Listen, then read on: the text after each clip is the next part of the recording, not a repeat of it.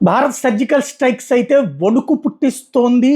ఏ ఏదైతే తీవ్రవాద సంస్థలకి.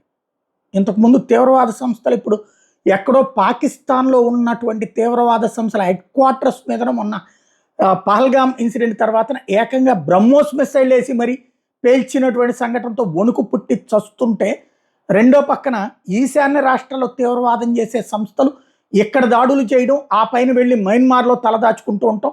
వాళ్ళకి కావాల్సిన ఆయుధాలు, ఆహారము, డబ్బులు చైనా సమకూరుస్తూ వస్తోంది.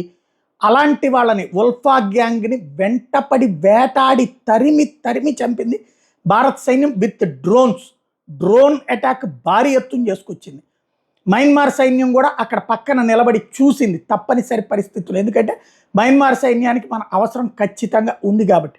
వాళ్ళు కూడా సమన్వయం చేసుకుంటామని చెప్పారు. సమన్వయం చేసుకున్నారు. చైనాకు కొంత సమాచారం ఇవ్వడం వల్ల కొంతమంది తప్పించుకున్నారు. కొంతమంది ప్రధానమైనటువంటి నాయకులను అయితే లేపేయడం జరిగింది. అయితే తీవ్రవాది భారతదేశంలో తీవ్రవాదం చేసేవాడు సరిహద్దు దాటి వచ్చినా సరే, సరిహద్దులు దాటి పారిపోయిన వెంటాడి వేటాడి లేపేస్తామన్నటువంటి సంకేతాన్ని మరొకసారి మన సైన్యం ఇచ్చింది.